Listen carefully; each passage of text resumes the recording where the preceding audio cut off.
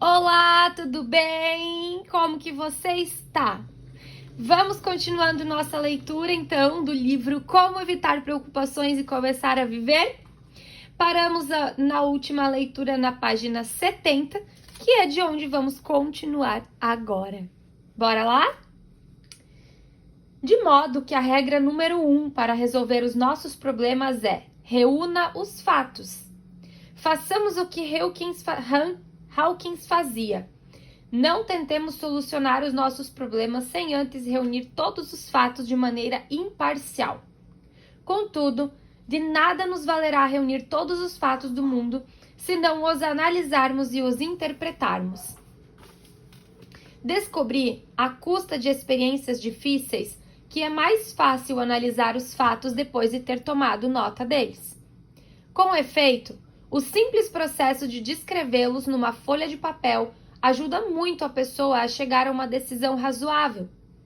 Charles Kettering costumava dizer que um problema bem formulado é um problema meio resolvido. Permita-me que lhe mostre como é que tudo isso funciona na prática.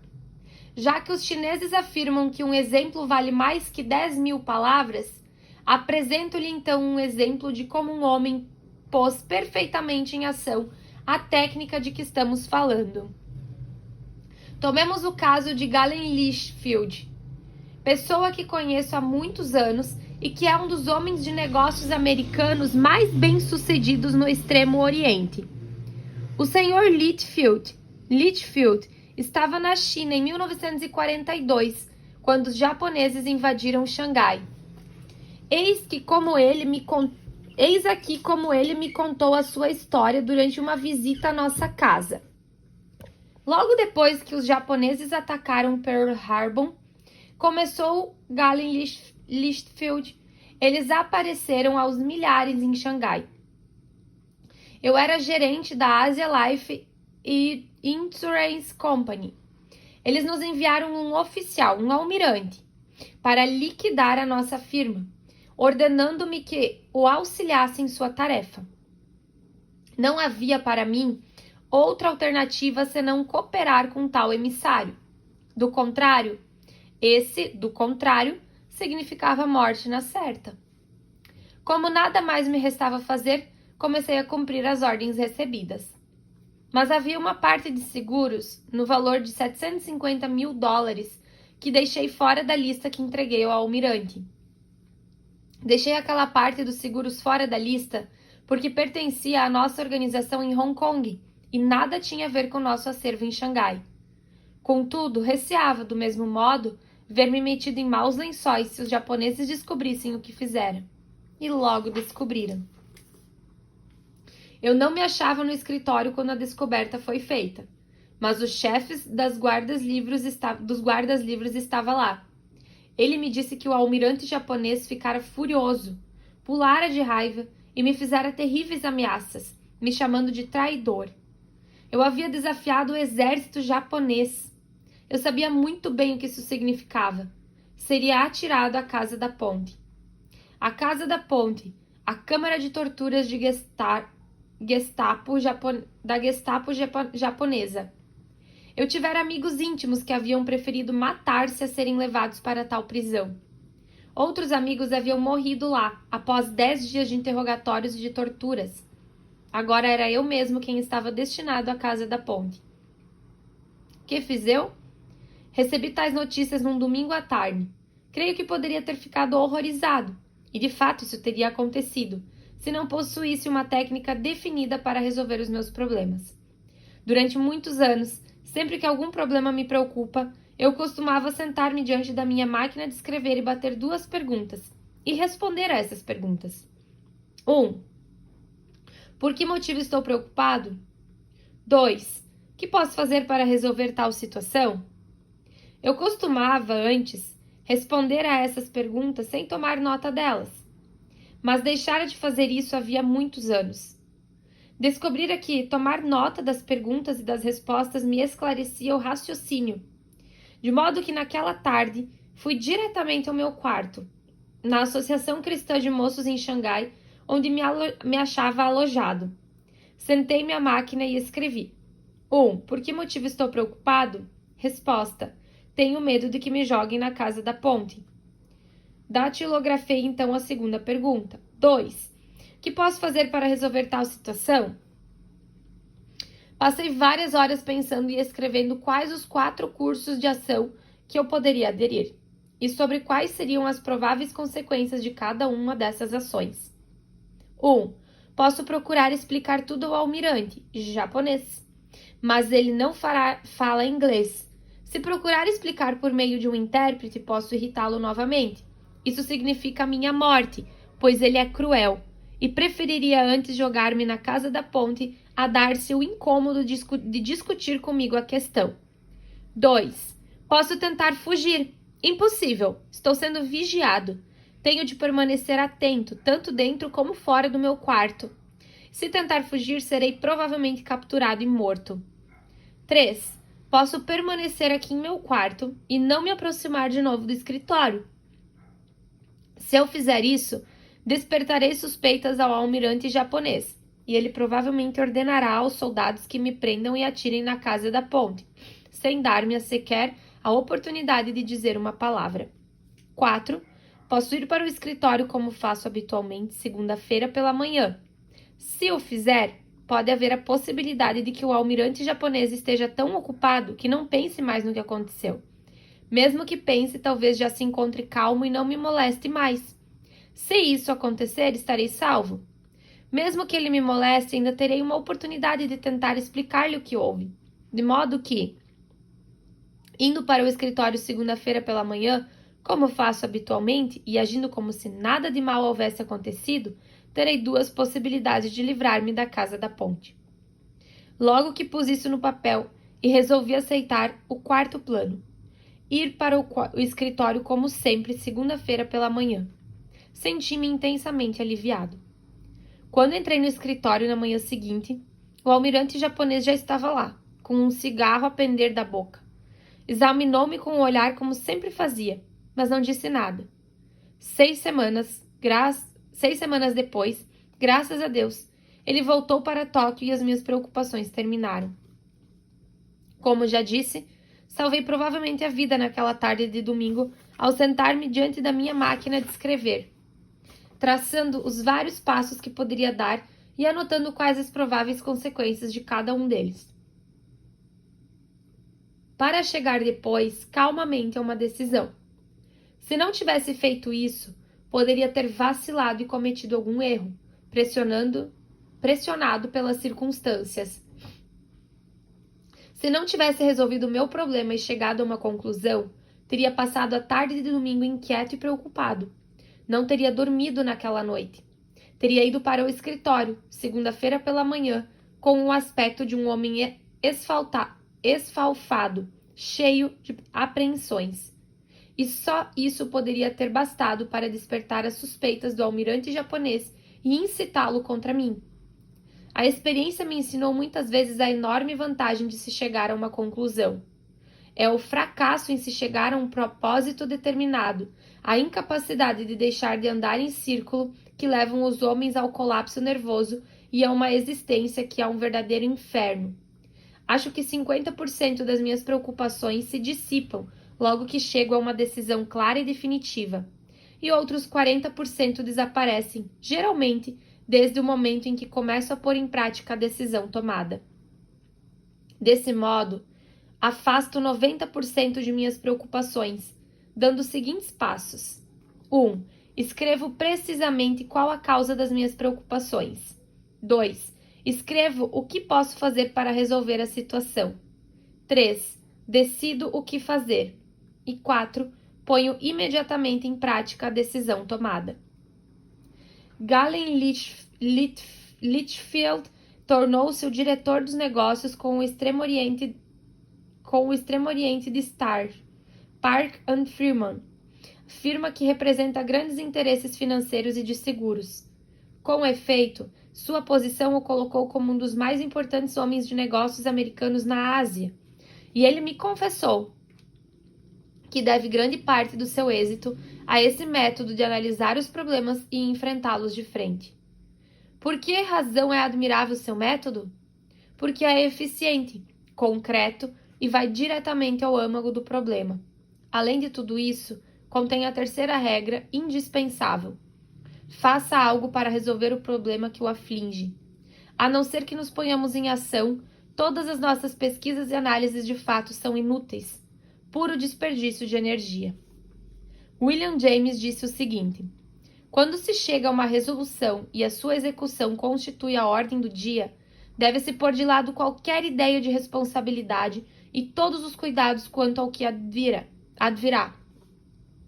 Nesse caso, William James indubitavelmente usa a palavra cuidado como sinônimo de ansiedade. Ele queria dizer apenas isso.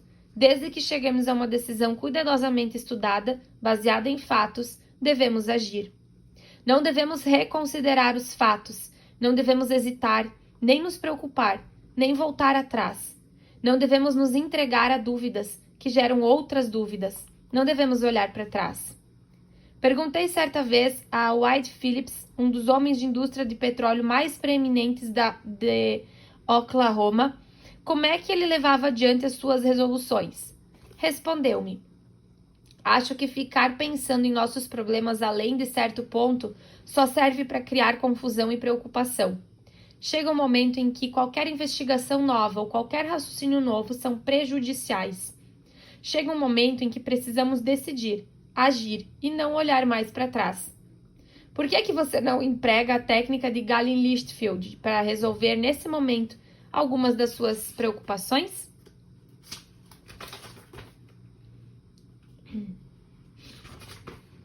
Capítulo 5. Como eliminar 50% das suas preocupações profissionais. Se você é homem de negócios, estará provavelmente dizendo a si mesmo nesse momento: o título desse capítulo é ridículo. Dirijo os meus negócios há 19 anos e se alguém sabe como resolver os meus problemas, esse alguém sou eu. A ideia de alguém procurar-me dizendo como posso eliminar definitivamente 50% de minhas preocupações é absurda. Está certo, eu pensaria da mesma maneira alguns anos atrás, se visse esse título em algum capítulo. Ele promete muita coisa, e prometer é fácil. Permita-me a máxima franqueza. Talvez eu não possa auxiliá-lo a eliminar 50% das suas preocupações na sua profissão. Em última análise, ninguém poderá fazer isso, a não ser você mesmo. Mas o que eu posso fazer é mostrar-lhe como é que as outras pessoas resolveram os seus problemas e deixar o resto em suas mãos. Talvez você se lembre de que na página desse livro citei uma frase do famoso Dr. Alexis Carrel: os que não sabem como combater as preocupações morrem jovens.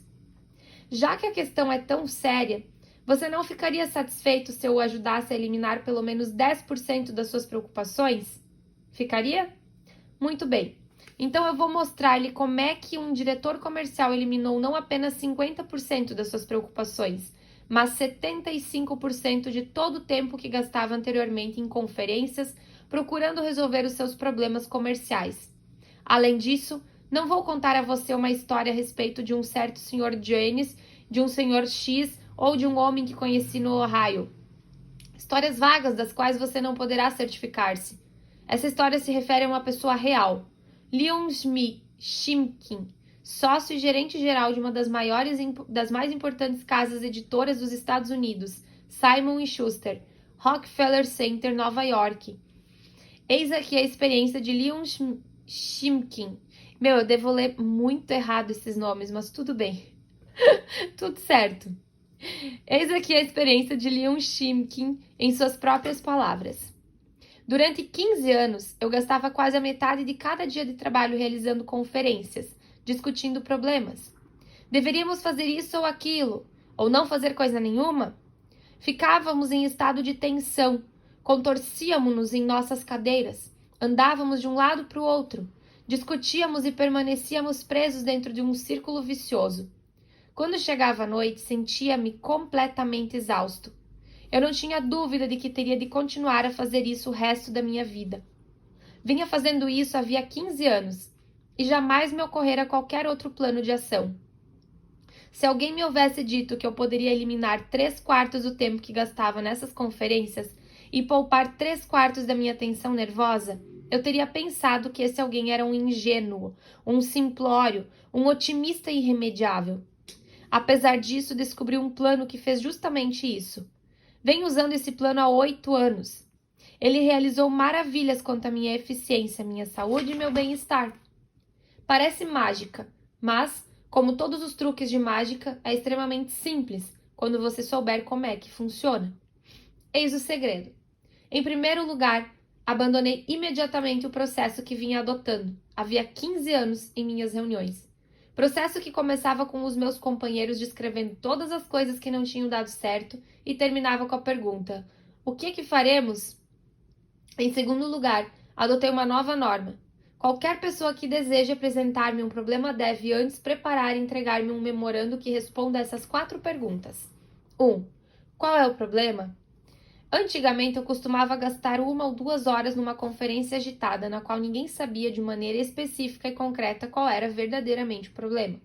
Costumávamos discutir os nossos problemas até ficarmos agitados, sem jamais termos procurado escrever claramente numa folha de papel em que consistia o problema que discutíamos. Segunda pergunta: qual a causa do problema?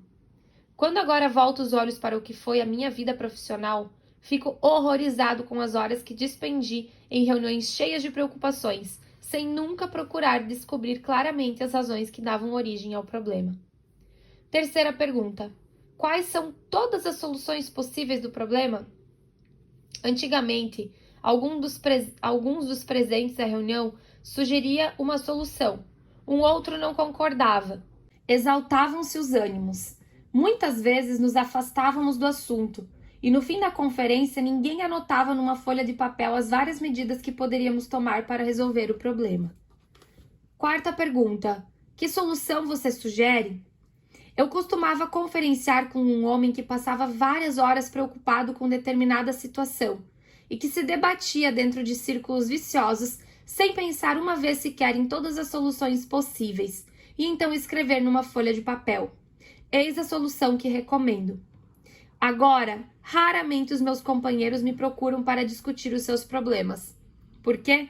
Porque descobriram que, a fim de poder responder essas 4 perguntas, tem de reunir todos os fatos e analisar os seus problemas sob todos os aspectos. E depois que fazem isso, veem que em 3/4 dos casos não precisam me consultar para nada, pois a solução adequada salta às vistas como uma fatia de pão em uma torradeira elétrica. Mesmo nos casos em que a consulta é necessária, a discussão exige apenas 1/3 do tempo gasto anteriormente, pois segue um caminho lógico e ordenado, rumo a uma conclusão raciocinada. Perde-se agora muito menos tempo em Simon & Schuster, com preocupação e debates em torno do que está errado. Obtém-se muitíssimo mais ação no sentido de fazer com que todas as coisas fiquem certas. O meu amigo Frank Bettger, que ocupa um dos cargos mais altos entre os dirigentes das companhias de seguro dos Estados Unidos, contou-me como, por meio de um método semelhante, não só diminuiu as suas preocupações na sua profissão, como também quase duplicou a sua renda. Anos atrás, disse-me Frank Bettger, quando comecei a lidar com seguros, senti-me tomado de grande entusiasmo e amor pelo trabalho que realizava. Certo dia, porém, algo aconteceu. Fiquei tão desanimado que comecei a desprezar o meu trabalho e a pensar em renunciar às minhas atividades.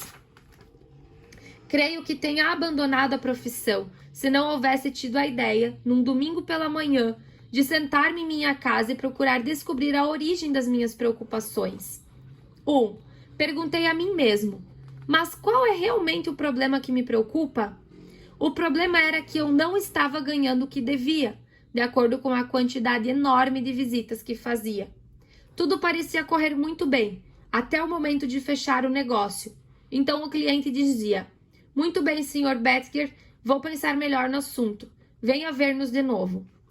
A minha depressão estava sendo causada pelo tempo desperdiçado nas visitas subsequentes. 2. Perguntei a mim mesmo: quais são as soluções possíveis? Mas, para responder essa pergunta, eu precisava estudar os fatos. Peguei meu livro de anotações, referente aos últimos 12 meses, e examinei os algarismos. Fiz então uma das descobertas surpreendentes. Percebi que 70% das minhas transações tinham sido efetuadas na primeira entrevista. 23% das minhas vendas de apólice tinham sido feitas na segunda entrevista. Somente 7% das minhas vendas tinham sido completadas na terceira, quarta e quinta entrevistas, as quais estavam me exasperando e consumindo meu tempo.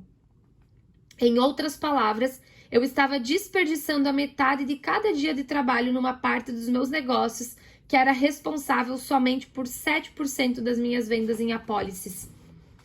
3. Qual a conclusão? A resposta era óbvia.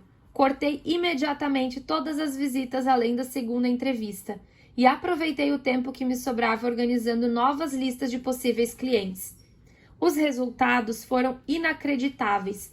Dentro de pouco tempo, consegui duplicar a comissão que recebia em cada visita. Como eu já disse, Frank Bettger é hoje um dos melhores e mais conhecidos vendedores de apólices de seguro de vida dos Estados Unidos. Contudo, esteve a ponto de renunciar ao seu trabalho. Estava na iminência de admitir que havia fracassado.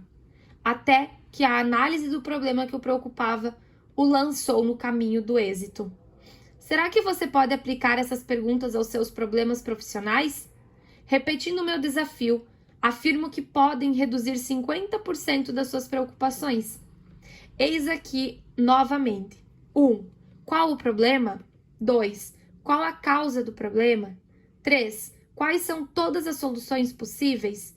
E 4. Qual a solução que você sugere? Parte 3. Como acabar com o hábito da preocupação antes que ela acabe com você? Capítulo 6. Como expulsar da mente as suas preocupações. Jamais esquecerei de uma noite, alguns anos atrás, quando Marion Douglas frequentava um dos meus treinamentos. Não usei o seu nome verdadeiro. Ele me pediu por razões pessoais que não revelasse a sua identidade. Mas eis a sua história real, exatamente como ele a contou diante dos alunos de uma das nossas classes para adultos. Contou-nos a tragédia que se abateu sobre o seu lar, não apenas uma vez, mas duas. Na primeira vez, perdeu a filhinha de 5 anos, que adorava. Ele e a esposa julgaram não poder suportar essa primeira perda, mas, como ele mesmo disse, 10 meses depois, Deus nos deu outra filhinha, e ela morreu em 5 dias. Foi-lhes quase impossível aguentar essa dupla perda. Eu não podia me conformar, disse-me esse pai. Não conseguia dormir, nem comer, nem descansar, nem ao menos tranquilizar-me. Estava com os nervos profundamente abalados e perdera completamente a confiança em mim mesmo. Afinal, procurou vários médicos. Um deles recomendou-lhe pílulas para dormir, outro, uma viagem. Experimentou ambas as coisas, mas nenhuma deu resultado. Era como se o seu corpo estivesse preso numa cavilha e a manivela cada vez o apertasse mais. A tensão do sofrimento. Quem já se viu alguma vez paralisado pela dor sabe bem o que isso quer dizer. Mas graças a Deus tínhamos ainda uma criança, um filho de 4 anos.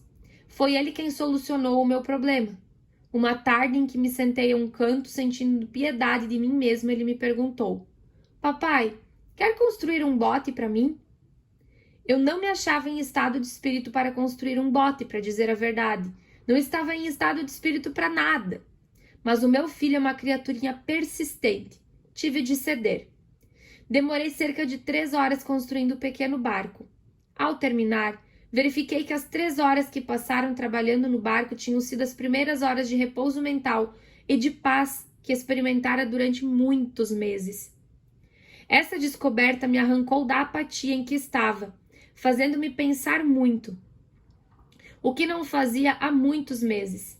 Compreendi que é difícil se preocupar quando se está ocupado com alguma coisa que requer planejamento e raciocínio.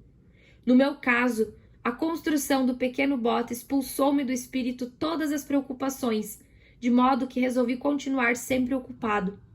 Na noite seguinte, percorri a casa toda, compilando uma lista de trabalhos que deveriam ser feitos. Dezenas de coisas que precisavam de conserto, estantes, pernas de cadeiras, venezianas, cortinas, maçanetas, fechaduras, trincos. Embora possa parecer surpreendente, Ao cabo de 2 semanas, a minha lista continha 242 objetos que necessitavam de atenção. Durante os últimos 2 anos, terminei a maior parte desses concertos. Além disso, enchi a minha vida de atividades estimulantes. Frequentei 2 vezes por semana cursos de educação para adultos em Nova York. Entreguei-me a atividades cívicas na cidade em que vivo e sou hoje presidente do conselho escolar local. Participo de dezenas de reuniões. Angariei donativos para a Cruz Vermelha e dediquei-me a outras atividades. Sou agora um homem tão ocupado que não tenho tempo mais para preocupações. Não tenho tempo para preocupações. Foi exatamente isso que Winston Churchill disse ao afirmar que estava trabalhando 18 horas por dia na fase mais difícil da guerra. Quando lhe perguntaram se sentia preocupado com as enormes responsabilidades que lhe pesavam sobre seus ombros, costumava dizer: "Estou muito ocupado, não tenho tempo para preocupações." Charles Kettering achava-se em situação semelhante, quando se pôs a inventar a partida automática para automóveis. O Sr. Kettering era até recentemente, quando se aposentou, vice-presidente da General Motors, onde trabalhava como encarregado da General Motors Research Corporation, organização de fama mundial. Mas, na época a que nos referimos, era tão pobre que tinha que usar um laboratório à parte superior de um estábulo. Para comprar mantimentos, teve de gastar $1.500 que a esposa economizara dando aulas de piano. Depois precisou pegar emprestados $500 do seu seguro de vida. Perguntei à sua esposa se não se sentia preocupada naquela ocasião. Sentia-me, respondeu ela. Sentia-me tão preocupada que não conseguia dormir. Mas o Sr. Kettering estava perfeitamente calmo. Então, estava demasiado absorvido em seu trabalho para se preocupar. Pasteur, o grande cientista, falou da paz que se encontra nas bibliotecas e nos laboratórios. Porque se encontra paz nesses lugares? Porque os homens que trabalham em bibliotecas e laboratórios estão habitualmente demasiado absorvidos em seus afazeres para preocupar-se com eles mesmos. As pessoas que se dedicam a pesquisas raramente têm colapsos nervosos. Não dispõem de tempo para se entregar a tal luxo. Mas por que razão algo tão simples como estar empenhado numa ocupação ajuda a dissipar a ansiedade? Devido a uma lei. A uma das leis mais fundamentais jamais reveladas pela psicologia. E essa lei é: para qualquer cérebro humano, por mais brilhante que seja, é absolutamente impossível pensar em mais de uma coisa de cada vez. Você não acredita? Muito bem, vamos fazer então uma experiência. Imaginemos que você se recoste em uma cadeira nesse momento. Feche os seus olhos e procure no mesmo instante pensar na Estátua da Liberdade e no que você pretende fazer amanhã. Vamos, experimente. Você viu que só pode focalizar a atenção em uma coisa de cada vez? Mas nunca em ambas simultaneamente, não é verdade? Pois bem, acontece o mesmo no terreno das emoções. Não podemos nos sentir animados, entusiasmados por fazer alguma coisa interessante e ao mesmo tempo sermos arrastados para preocupações. Uma espécie de emoção expulsa a outra. Foi dessa descoberta que permitiu aos psiquiatras do exército realizar milagres tão surpreendentes durante a Segunda Guerra Mundial. Quando os soldados voltavam das batalhas tão abalados que eram chamados psiconeuróticos, os médicos militares prescreviam como medicamento o seguinte: devem ficar em constante atividade. Durante todas as horas em que tais soldados permaneciam em estado de vigília, eram mantidos em atividade. Em geral, atividades ao ar livre, como pescaria, caçadas, jogos de bola, jardinagem e bailes. Não lhes davam tempo para que meditassem sobre as suas terríveis experiências. Terapia ocupacional é o termo agora usado pelos psiquiatras, quando prescrevem o trabalho aos seus pacientes como se fosse um remédio. O método não é novo. Os antigos médicos gregos, 500 anos antes de Cristo, já o recomendavam. Os Quakers empregavam-nos na Filadélfia no tempo de Benjamin Franklin. Um homem que visitou um sanatório Quaker em 1774 ficou chocado ao ver os doentes mentais trabalhando em fiação de linho. Pensou que os pobres infelizes estavam sendo explorados. até que os Quakers lhe explicaram que os pacientes melhoravam quando trabalhavam um pouco. O trabalho acalma-lhes os nervos. Qualquer psiquiatra lhe dirá que o trabalho, uma atividade qualquer, constitui-se num dos melhores anestésicos que se conhecem para os doentes mentais. Henry Longfellow descobriu isso por si mesmo, ao perder a jovem esposa. A sua companheira estava certo dia derretendo lacre para selar uma carta, quando a chama lhe envolveu o vestido. Longfellow ouviu-lhe os gritos e procurou socorrê-la a tempo, mas ela morreu em consequência das queimaduras. Durante algum tempo, Longfellow sentiu-se tão torturado pela lembrança do terrível acontecimento que quase enlouqueceu. Mas, por sorte, os seus 3 filhos pequenos precisavam da sua atenção. Apesar de todo o seu sofrimento, Longfellow, além das obrigações de pai, procurou desempenhar junto deles o papel de mãe. Levava-os para passear, contava-lhes histórias, brincava com eles e imortalizou uma camaradagem com os filhos no poema The Children's Hour. Além disso, traduziu Dante.